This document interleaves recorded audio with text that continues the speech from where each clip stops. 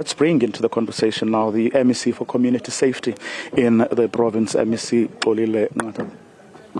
Thank you very much for your time. Really appreciate it. You got here a couple of hours ago.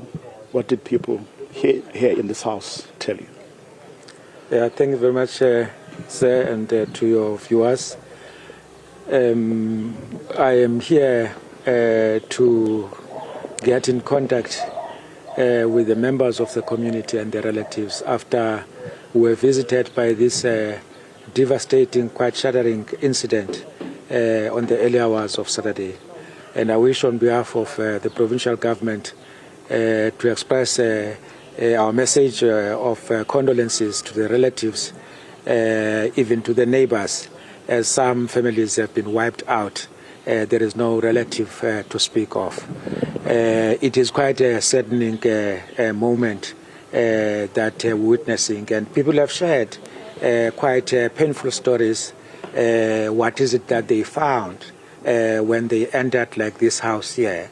That in one instance they would find a mother, a child lying over the mother, and the mother holding the child, and the mother is no more, and the child is no more.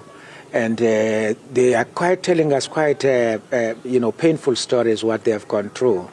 And I've just said to our teams from the Department of Social Development that they must reach out to those family neighbors who appear that they need psychosocial support so that they can go through these quite frightening sort of experiences. It would seem that people here live in fear. When we got here earlier trying to speak to community members, they don't want to speak because they live in fear. You were listening in part to my conversation with the Deputy National Commissioner. She talks about, people talk about deaths that occur very frequently in this place. So clearly this is not something that happened. Yes, the magnitude and scale, of this massacre is quite big, but every now and again people die here, are shot at.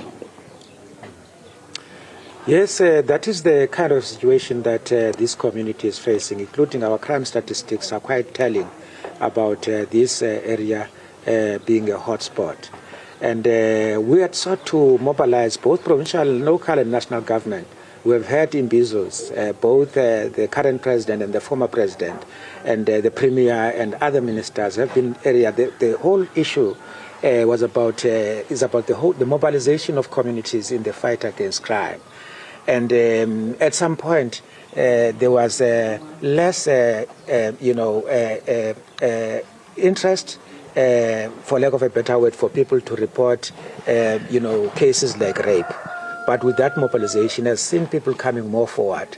And there have been incidents here of Ukutwala, and after the mobilization against community and awareness, those incidents now are no longer there of Ukutwala.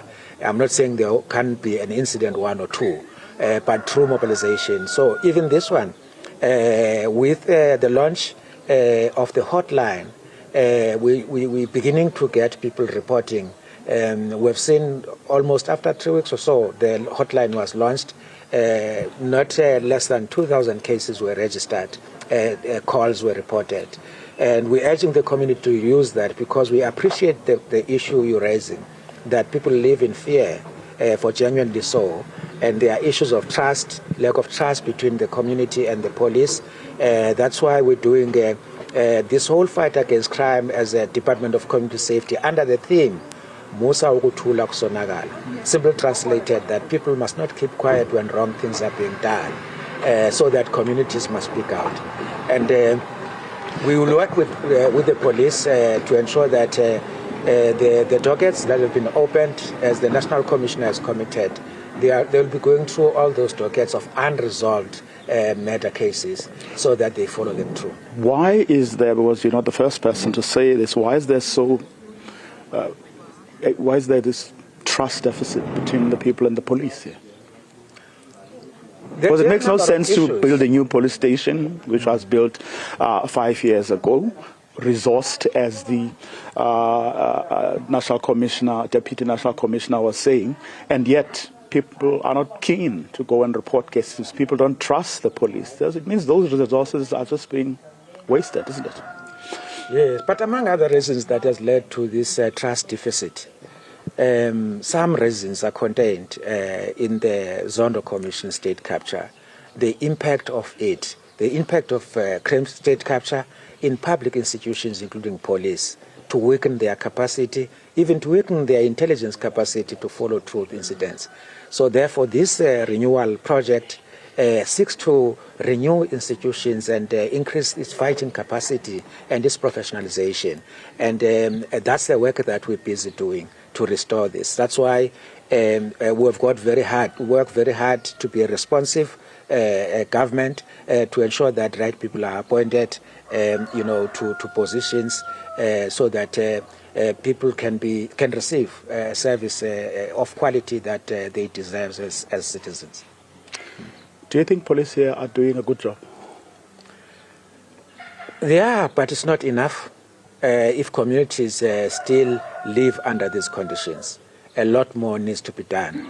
But there is work that is being done, but that work is not enough, because the right to be safe and feel free is a constitutional right. And therefore, the state and the police have an obligation to ensure that people live in peace and feel safe. And that we are committed, as provincial government, we'll work with them. We have worked with them in the fight against Xolile. We have worked with them to report cases of rape, which were not reported before, and with lesser numbers of statistics that were misleading. And now there's more numbers of people coming forward, and we'll build on that, because that is also telling of people getting, regaining confidence, being aware of their rights, that they can recognize when they are being violated in terms of the sexual offenses, and therefore go and report at the police station. Something which was not happening here at the scale that we have now. And that is a result of this community mobilization and building about an active citizenry that plays a role in ensuring that we fight against criminality in our communities. But from the conversation you had with those people in that house behind us, did you get a sense that they are as confident as you, that they believe police are doing a good job? That police they are not there yet. They are not there yet.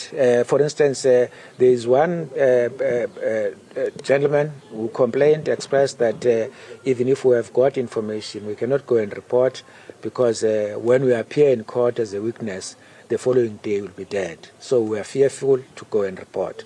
But another gentleman said that, no, my sister was killed here. Mr. Tenyane, I think. My sister was killed here only last year. And we had to work with the police, give information. The young boy who killed my sister was sentenced in Port St. John's and they're serving a life sentence. So there are various experiences of people that we respect and we recognize them, for people to feel that they are fearful. We have got to work with them. Police have got to work hard to ensure that there are consequences for wrongdoing, in order for people to regain full confidence in the police. There is work that is being done, but it's still a long way to go because of the levels of criminality and the illegal firearms that are in communities. And therefore, there's got to be operations that are done by police, both announced and unannounced operations, and which are intelligence-driven, so that the work of the police is targeted. Because these people who are committing these crimes are not falling from the streets. They live in households, and people know who are the criminals in their areas, and people must just come forward to give that information. It's for the police to determine whether the information is useful or not useful. They must not think that whatever they have as information, no, it's not helpful. They must pass over that information so that police can look at it and ensure that we work together to bring the criminals to book. Emerson, thank you for your time. Thank you very much, sir. Well, I appreciate it.